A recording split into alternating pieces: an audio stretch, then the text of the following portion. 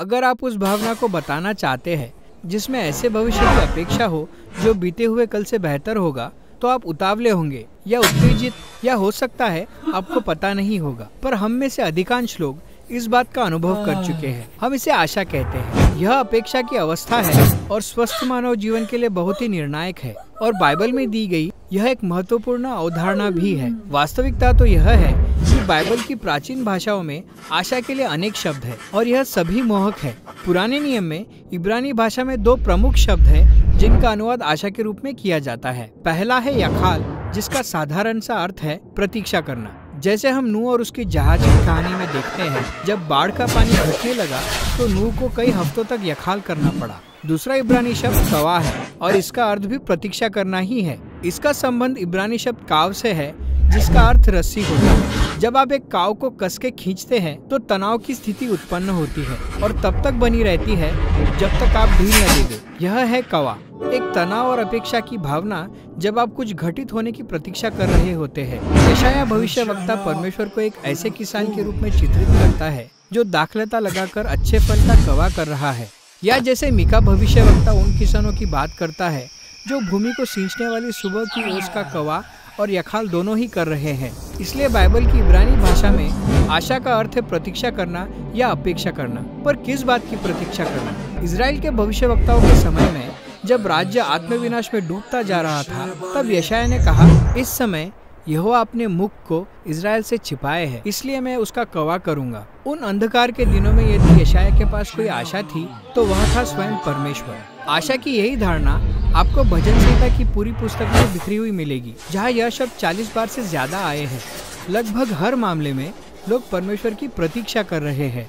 जैसे भजन संहिता 130 में कवि निराशा के गड्ढे में से पुकारता है, मैं परमेश्वर का कवा करता हूँ और इजराइल परमेश्वर का यखाल करे, क्योंकि वो करुणा करने वाला है और इजराइल को उसके सारे अधर्म से छुटकारा देगा। बाइबल में आशा एक व्यक्ति पर आधारित है और इसलिए यह आशावाद से भिन्न है। आशावाद किसी भी स्थिति में यह देखना है कि कैसे परिस्थितियां हमारे भले के लिए काम कर सकती है, परंतु बाइबल की आशा परिस्थितियों पर केंद्रित नहीं है। वास्तविकता तो यह है कि बाइबल में बहुत बार आशावान लोग इस बात को जानते हैं कि स्थिति के बेहतर होने की कोई संभावना नहीं है, पर फिर भी वे आशा को ही चुनते हैं। जैसे होशे भविष्यवक्ता, वह ऐसे अंधकार के युग में रहा जब विदेशी साम्राज्य इजराइल पर अत्याचार कर रहा था, फिर भी उसने आशा को चुनते हुए कहा, परमेश्वर इस कष्ट की घाटी को आशा का द्वार बना सकता है, जैसे तब बनाया था जब वह इजराइल को मिस्र देश से निकाल लाया था। परमेश्वर ने उन निर्गमन के दिनों में अपने लोगों को छुटकारा देकर चौंका दिया था और वह फिर से ऐसा कर सकता है। इसलिए परमेश्वर के बीते दिनों की विश्वास योग्यता हमें भविष्य के लिए आशा रखने को प्रेरित करती है।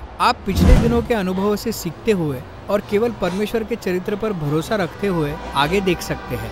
जैसे भजन संहिता इसमें कवि के समान जो कहता है, अब हे प्रभु, मैं किस बात का कवा करूं, तू ही मेरा यखाल है। नए नियम में यीशु के प्रारंभिक चेलों ने इसी तरह की आशा की आदत डाली थी। उनका विश्वास था कि हमारी जो बुराई और मृत्यु के दासत्व की समस्या है, परमेश्वर ने उसका एक चौंका देने वाला समाधान यीशु के जीवन, मृत्यु और जी उठने में दिया है।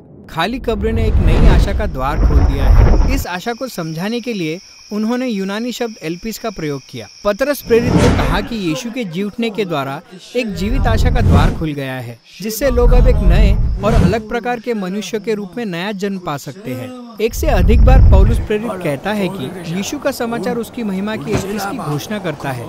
दोनों मामलों में यह एल्पिस एक व्यक्ति अर्थात यीशु पर आधारित है, जिसने मृत्यु पर जय पाई है। यह आशा केवल मनुष्य के लिए नहीं थी। प्रेरितों का मानना था कि यीशु के पुनरुत्थान में उसके साथ जो घटित हुआ वह परमेश्वर की उस योजना का पूर्वानुभव था जो उसने सारी सृष्टि के लिए पहले से ही ठहराई है। पौलुस के शब्दों में यह एक आशा है कि जब परमेश्वर की संतान महिमा प्राप्त करेगी तो सृष्टि भी अपने आप ही विनाश के दासत्व से छुटकारा पाकर स्वतंत्रता प्राप्त करेगी। इसलिए मसीही आशा बड़े हियाव के साथ मानव जाति और संपूर्ण सृष्टि का बुराई और मृत्यु से छुटकारा पाने की प्रतीक्षा करना है। कुछ कहेंगे कि यह पागलपन है और शायद ऐसा ही है, परंतु बाइबल की आशा किसी सहूलियत पर आधारित नहीं है। हम प्रतीक्षा करते हैं कि परमेश्वर एक ऐसा भविष्य लाएगा जो हमें वैसे ही चौंका देगा जैसे क्रूस पर मरे हुए व्यक्ति के जी उठने पर हुआ था।